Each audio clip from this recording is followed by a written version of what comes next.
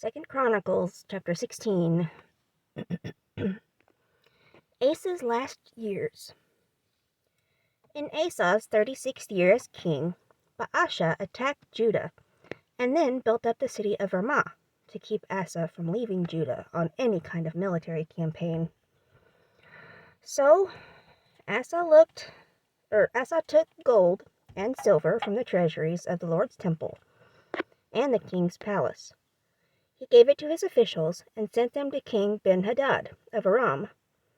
Ben-Hadad was the son of Tabrimon. Tabrimon was the son of Hazion. Damascus was Ben-Hadad's capital city. Asa sent this message: "My father and your father had a peace agreement. Now I want to make a peace agreement with you. I am sending you this gift of gold and silver. Please break your treaty with King Baasha of Israel and make him leave us alone." King Ben-Hadad made that agreement with King Asa and sent his army to fight against the Israelite towns of Zon, Dan, Abel-Maim, and the stored cities in the area of Naphtali. When Baasha heard about these attacks, he stopped building up Ramah and went back to Tirzah. He stopped all the work he was doing. Then King Asa gave an order for all the men in Judah, with no exceptions. They had to go to Ramah and carry out all the stone and wood that Baasha was using to build up the city. They carried the material to Geba and Benjamin and to Mizpah and used it to strengthen those two cities. At that time, Hanani the seer came to King Asa of Judah and said to him, "Asa, you depended on the king of Aram to help you, and not the Lord your God. That's why the king's army has escaped from you. Did you forget what happened with the Ethiopians and the Libyans, who also had a powerful army with many chariots and horse soldiers? That time you depended on the Lord to help you, and he let you defeat them. The eyes of the Lord go around looking in all the earth for people who are faithful to him, so that he can make them strong. Asa, you did a foolish thing, so from now on you will have wars." Asa was angry with Hanani because of what he said. He was so mad that he put Hanani in prison. He was also very rough and cruel to some of the people then. Everything Asa did, from the beginning to the end, is written in the book, The History of the Kings of Judah and Israel. Asa's feet became infected in his 39th year as king. Even though the infection was very serious, Asa did not go to the Lord for help. He went to the doctors instead. Asa died in the 41st year as king and rested with his ancestors. The people buried Asa in his own tomb that he made for himself in the city of David. They laid him in a bed that was filled with spices and different kinds of mixed perfumes, and they burned a large fire for him. 17. Jehoshaphat, king of Judah. Asa's son Jehoshaphat became the new king after him. Jehoshaphat made Judah strong so that they could fight against Israel. He put groups of soldiers in all the towns of Judah that were made into fortresses. He built fortresses in Judah and in the towns of Ephraim that his father Asa had captured. The Lord was with Jehoshaphat because in his young life he did the good things his ancestor David did. Jehoshaphat did not follow the Baal idols. He looked for the God his ancestors followed. He followed God's commands and did not live the same way the Israelites did. The Lord made Jehoshaphat a strong king over Judah.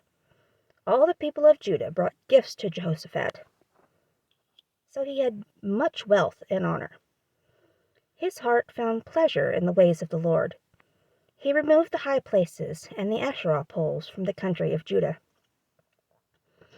During the 3rd year of Jehoshaphat's rule, he sent his leaders to teach in the towns of Judah.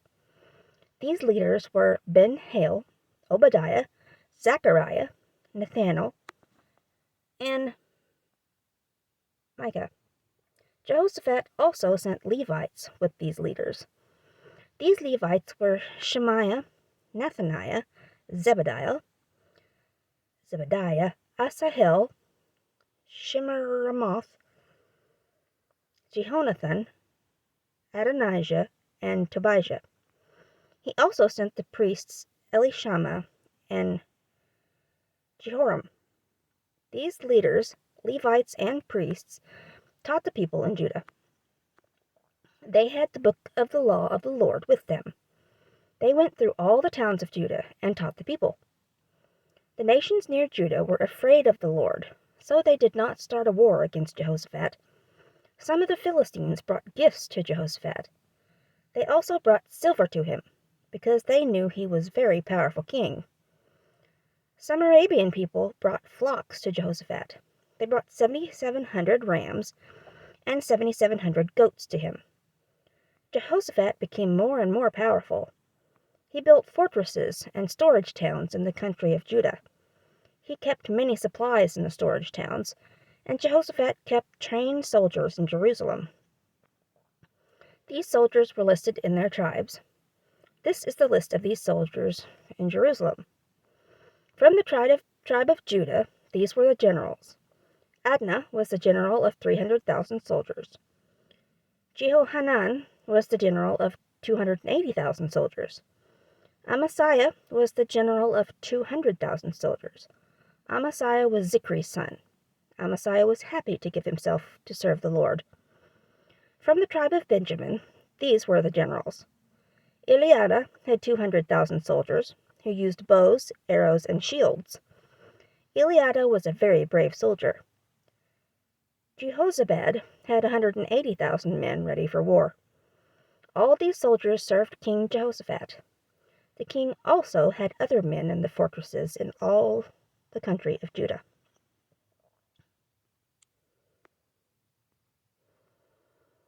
18. Micah warns King Ahab. Micaiah? Jehoshaphat became very rich and famous. He made an agreement with King Ahab through marriage. A few years later, Jehoshaphat visited Ahab in the town of Samaria. Ahab sacrificed many sheep and cattle for Jehoshaphat and the people with him. Ahab encouraged Jehoshaphat to join in an attack on the city of Ramoth-Gilead. Ahab said to Jehoshaphat, "Will you go with me to attack Ramoth-Gilead?" Ahab was the king of Israel, and Jehoshaphat was the king of Judah. Jehoshaphat answered, "Yes, you and I will be as one. My men will be as yours in battle. But first, let's ask the Lord for advice." So Ahab called a meeting of the prophets. There were about 400 prophets at that time. Ahab asked the prophets, "Should we go and attack Ramoth-Gilead or not?" The prophets answered Ahab, "Yes, because God will let you defeat Ramoth-Gilead." But Jehoshaphat said, "Doesn't the Lord have another prophet here? Let's ask him what God says." King Ahab answered, "Yes, there is another prophet. His name is Micaiah, I think, son of Imlah. But I hate him. He never says anything good about me when he speaks for the Lord. He always says things that I don't like." Jehoshaphat said, "The king shouldn't say things like that." So King Ahab told one of his officers to go and find Micaiah. At that time, the two kings were sitting on their thrones, with their royal robes on, at the judgment place near the gates of Samaria. All the prophets were standing before them, prophesying. One of the prophets was named Zedekiah, son of Kenaanah. Zedekiah made some iron horns and said to Ahab, "The Lord says, you will use these iron horns to fight against the army of Aram. You will defeat them and destroy them." All the other prophets agreed with Zedekiah and said, "Your army should march now to go fight against the Arameans at Ramoth-Gilead. You will win the battle. The Lord will let you defeat them."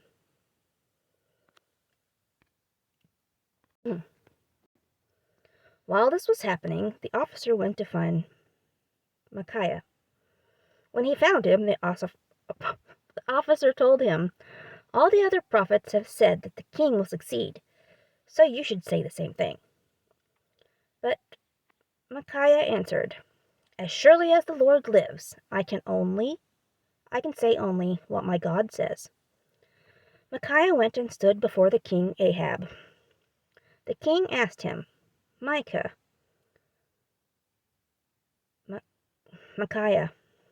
my brain today, "should we go and attack the Arameans at Ramoth Gilead or not?" Micaiah answered, "Yes, go and be successful. You will take the city." But Ahab answered, "How many times do I have to tell you? Tell me the truth. What does the Lord say?"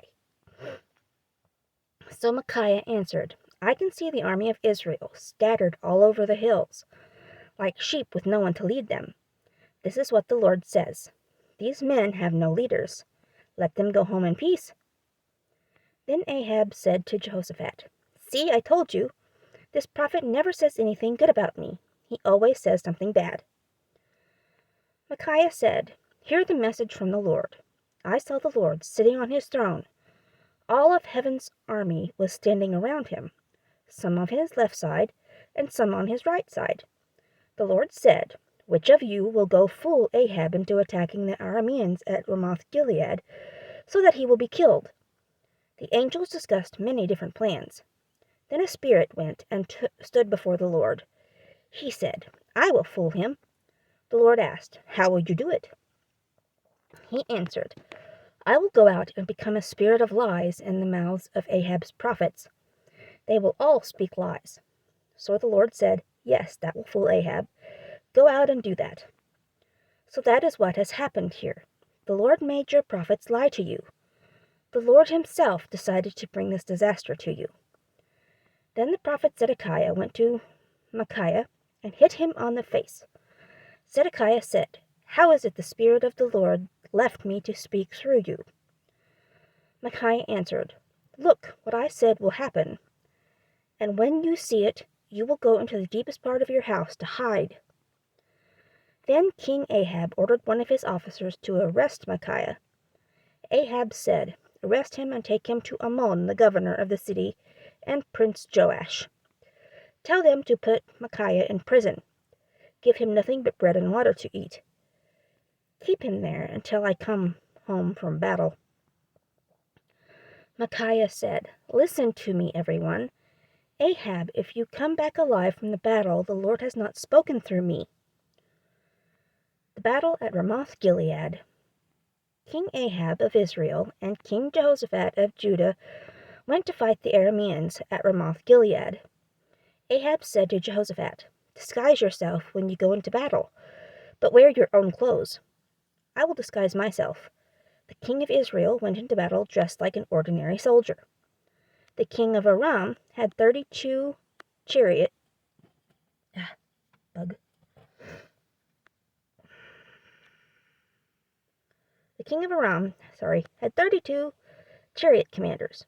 He gave them this command: "Don't go after anyone except the king of Israel, no matter how important they are." During the battle, the commanders saw King Jehoshaphat and thought he was the king of Israel, so they went to kill him. Jehoshaphat started shouting, and the Lord helped him.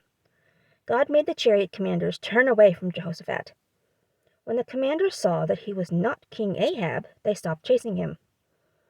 Then a soldier pulled back on his bow and shot an arrow into the air. By chance, it hit the king of Israel between two pieces of his armor. King Ahab said to his chariot driver, "I've been hit. Turn the chariot around and take me off the battlefield."